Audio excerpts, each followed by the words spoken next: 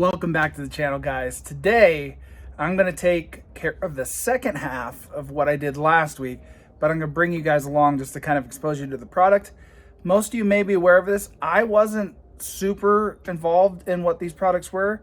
We're talking about super joints. So let's have a look and see what's going on. I'll tell you why I'm making the swap. This is what's going to be getting replaced by a super joint right here. This is the U joint and my front axle shafts. Now my passenger side snapped when I was out in Colorado, and I replaced it with my spare shafts and then a Spicer U-joint, which they're great. But I'll pop in the video here where I broke it. Now, while there was a lot of pressure on it from the weight and the grip that was going on, I still want to go ahead and do something a little bit stronger. I honestly used to think that you wanted to have a weak point in your system, so that way if something broke, that was the replaceable part. Well, when it comes to axle shafts, it doesn't seem like the U-joint's the best place. Every time I've seen a U-joint break, it takes out the ears. It bends them at least. Now, it doesn't make them totally dysfunctional, so there is some benefit to that. You can bend them back, you can beat on them, but usually they're not really good other than to get you out of the trail. So in my case, I want something stronger that's not going to break either way, and if I lose a shaft, I lose a shaft. But either way, having those U-joints didn't make my shafts last any longer in the sense of I get to keep them around.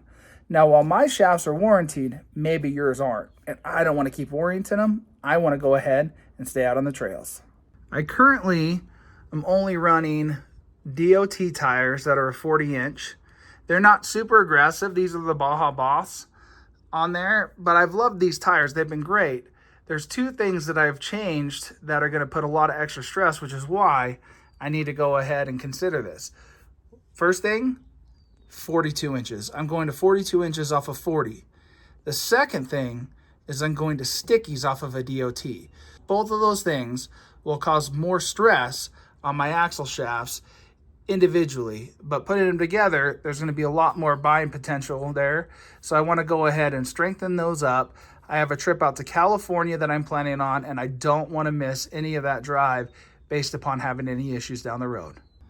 All right, I'm just going to go ahead and jump to this point where we have it out. 3 of the studs came out, unfortunately, but I think that happened last time. I think these lock nuts are stuck on there pretty good.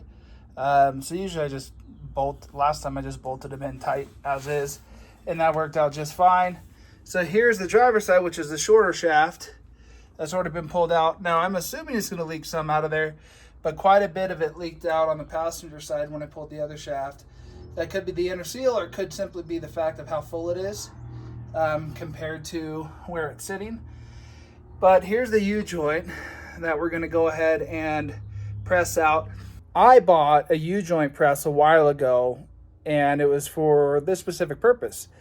I didn't realize that it was too small until I went to use it. So I bought a different size one. I'll include the part number and show you the difference. And let's see if I can get this pressed out. Last time I couldn't. I pressed out one side hitting it with a hammer, which obviously I missed a couple times. But it also got stuck on the other side and wouldn't come out. And I don't want to have to destroy everything again and use the angle grinder to cut this one out. So let's see if we can get this press to work. Okay, so I got 2 different sizes now. The first one I ordered was right here. That's the 10105, and it was this size, and it says it was for light truck, which I thought, awesome, that'll work great, you know what I mean? Not realizing that it was going to be a touch too small. So if you try to slide this on here, it's just a little too small to get on there. So I ordered, after cutting out and doing the passenger side, I ordered the next size up, and the next size up is the 10104 with a bigger cup. So I should be able to go ahead, yep, slides right on there. I'll be able to go ahead and press this and get it taken care of. I'll probably do one of these off camera and then bring the second one on just to show off like I know what I'm doing.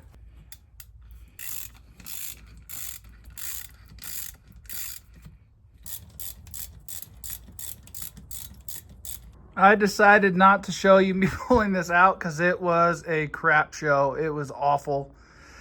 The tool that I got worked, but it wasn't like super easy or effective, right? Like it is what it is. So just so that way we can go ahead and have everybody take a nice look and get to know the difference between a super joint, and there's other makers that make certain ones that are similar to this, and like your regular Spicer joint that's in there. I forget what one it is. I'll have a link to which one this one is too in there. So I have a crack in the lens, and so that's why you're getting this glare here. But so let's talk about comparison of size. This cross section is a whole lot meatier in here than on your standard joint. Now, usually it's not here that would break anyways. It's these ends, these stubs. And if you look at the difference of the stubs here, it is pretty dramatically different as far as the size and the diameter. And that's on all four corners. Now, how they do that, here's your difference. So here's a cup that goes on your standard U joint. It's got roller bearings in here. As you can see, that's what those are. And you keep those, well, they're either greased in here, there's external grease fittings like these ones have right here. So the difference is this. This has 0 roller bearings. So all that space that's taken up by the roller bearings is used to go ahead and beef this up. So this is a lot more low profile. So it's metal on metal is how it goes in. Now they have a rubber O-ring that goes in here, and then a Zerk that goes in there, and you constantly grease these because it's metal on metal, whereas these are far less maintenance, which is why they say don't daily drive these. But the amount of strength that goes in there is so much more, and so that's why I'm making this switch. I don't daily drive this rig. These Spicer joints have done really well by me. I mean, this is the original driver's side one I've been running, I think, for 2 years. So I've given these axles a long enough run. I'll have a review up on the Fusion axles here shortly. But so that's going out. This is going in. And then on mine, I just had to go ahead and take a little bit of a Scotch-Brite pad and then just kind of sand out in here. There's a little bit of rust that I got in here.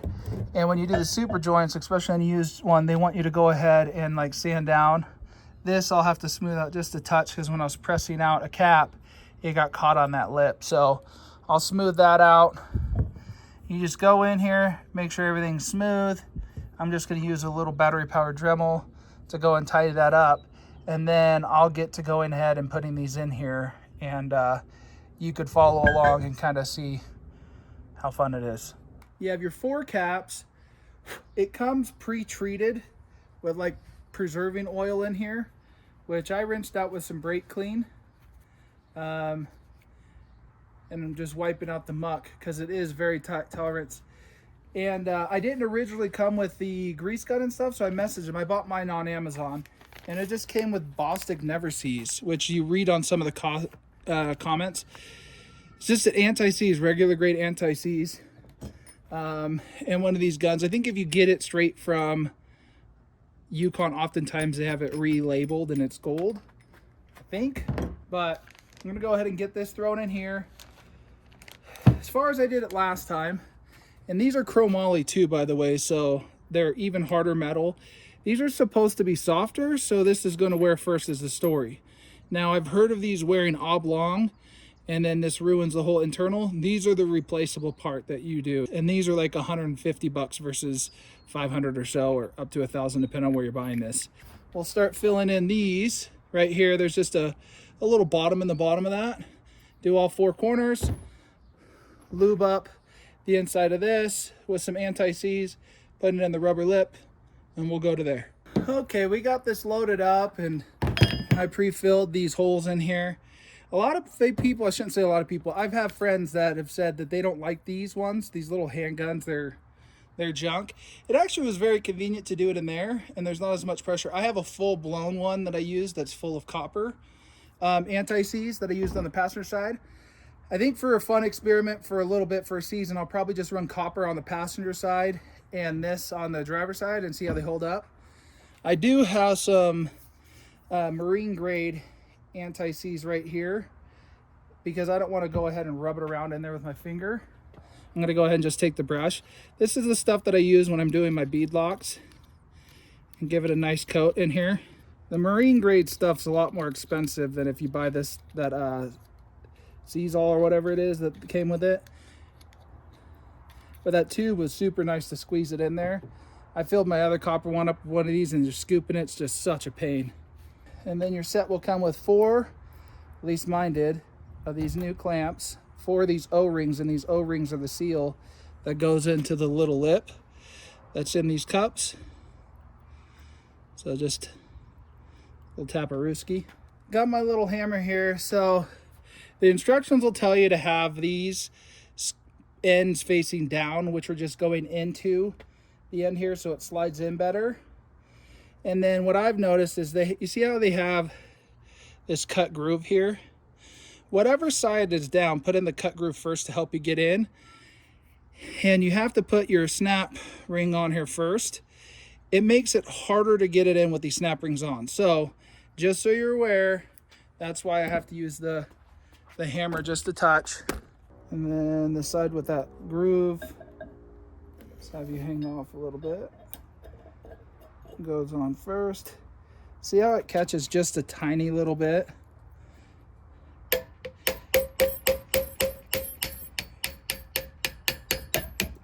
And these are Yukon axle shafts, so that might not be a problem if you're using a different one.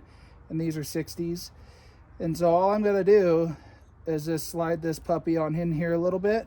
You can't hit these directly on the top because you'll mess up your bung there. So just a little bit. And then you're supposed to go get like a socket or something that'll go ahead and fit over that, and then you whack it down. I think I'm gonna actually just use the press this time around. So let's go ahead and rotate this over. That slid on in.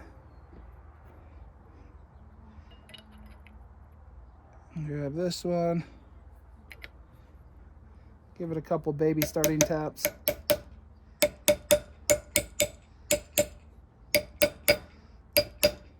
My phone got too heated, it was sitting in the sun, but I went ahead and took the snap rings that were sitting up here once pressed in, and then just put them in place.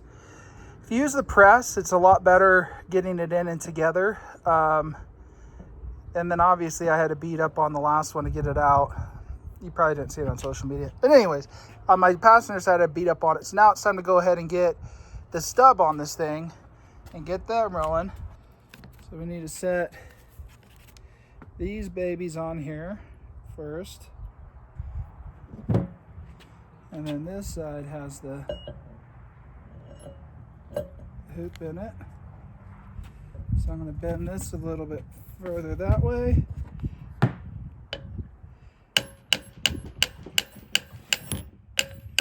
All right, and we're in. Time to take it over to the press and get it pressed in, and then we should be good. Okay, these ones aren't exactly even. This lower one I got to push in a little bit more, but I'm going to go ahead and get the snap ring on first up top, and then push it up against that.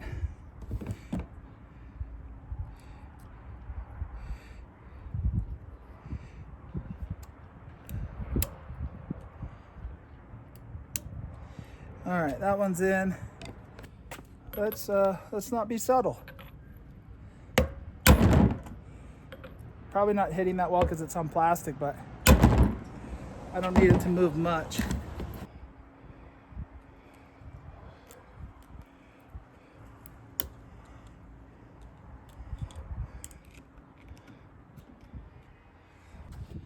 Now what I learned on my specific axle is that oh no, okay, it's still okay. The knuckle doesn't allow these to pass through with these Zerk fittings on. So I put these on, grease it up, take it off. Oh, if I can get the right size one here. And I don't know why I'm working on this trash can other than it's just convenient because it's sitting right here.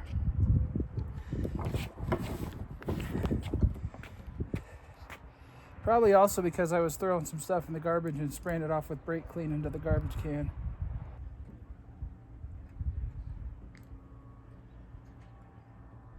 Okay, it says to stop once you start feeling pressure.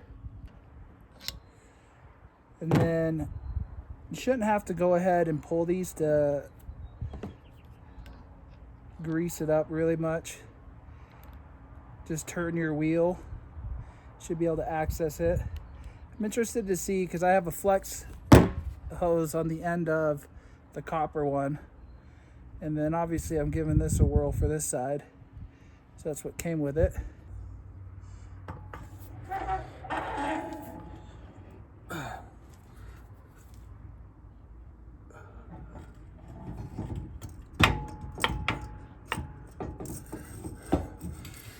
See how tight that is? There ain't no way those are getting in there. Okay. Thread these back on. Well, that's it. It's pretty easy to go and swap those over. When I say it's easy, it's not too much work other than the fact that it's a lot of work. But let me know what you guys think. Are you guys running these? What's been your experience? Catch me out on the trails, though. We'll check you on the next one.